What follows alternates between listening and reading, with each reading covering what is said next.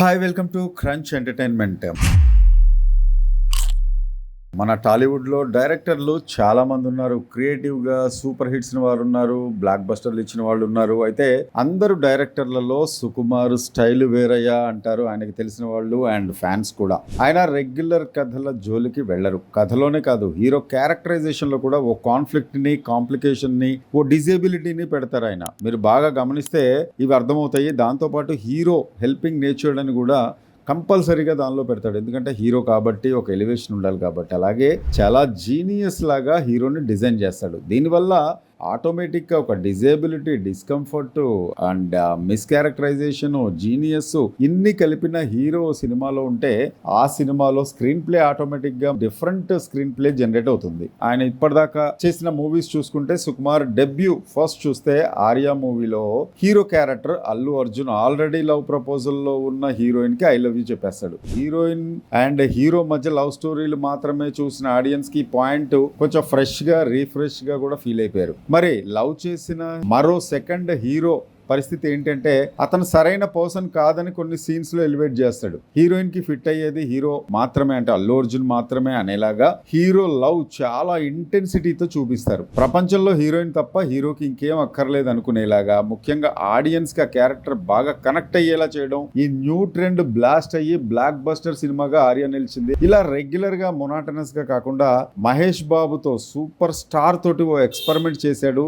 Number 1 నేనొక్కడినే సినిమాలతో. దీంతో అతను ఓ డిజేబిలిటీని, ఓ డిస్కంఫర్ట్ని కూడా పెట్టి తాను అనుకున్నది మాత్రం బలంగా నమ్మే వ్యక్తిగా మహేష్ని ప్రజెంట్ చేశారు. అయితే ఈ సినిమాలో హీరో ఓ సైకలాజికల్ డిఫెక్ట్ తో బాధపడుతుంటాడు. ఇది కూడా రెగ్యులర్ కాదు. మిగతా సినిమా హీరోలకి ఆయన సినిమా హీరోలకి ఉండే ముఖ్యమైన డిఫరెంట్ ఇదే. ఓ సూపర్ న్యాచురల్ క్యారెక్టర్ హీరో అవడమే సుకుమార్ స్టైల్ ఆఫ్ మేకింగ్. ఇలా క్యారెక్టర్ డిజైన్స్ చేసుకున్నాక సీన్స్ రాయడం అనేది బహుశా సుకుమార్ లాంటి ఒక ఇంటెలిజెంట్ డైరెక్టర్కి ఈజీ అవుతుంది అనుకుంటా. ఇక సుకుమార్ సినిమాలు బాగా గమనిస్తే హీరో ఎలాంటి వాడైనా సరే చివరికి తన వాళ్ళ మంచి మాత్రమే కోరుకునేవాడు అని చూపిస్తాడు. అతని క్యారెక్టరైజేషన్ అనమాట.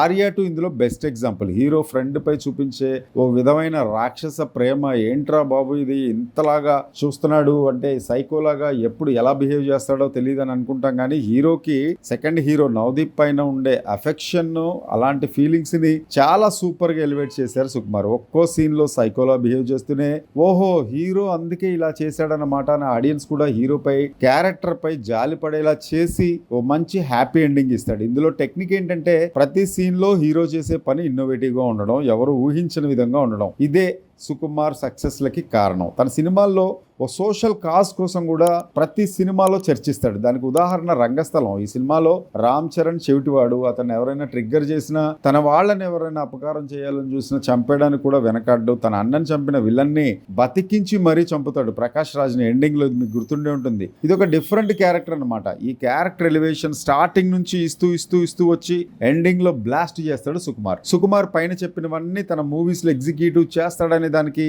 The best example Pushpa. Hero ఇందులో ఒక కంప్లీట్ నెగటివ్ క్యారెక్టర్, అంటే ఒక స్మగ్లర్, కాంప్లికేటెడ్ క్యారెక్టర్, ఓ డిజేబిలిటీ ఉంటుంది. ఫిజికల్ గా స్ట్రెస్ అయితే తన భుజం ఒకటి పైకి లేస్తుంది. తన వాళ్ళకి ప్రాబ్లం వస్తే ఎలాంటిదైనా సాల్వ్ చేయడం, అందులో ఎంత బలవంతులైన విలన్స్ నుండి కూడా హీరోయిన్ ని రక్షిస్తాడు.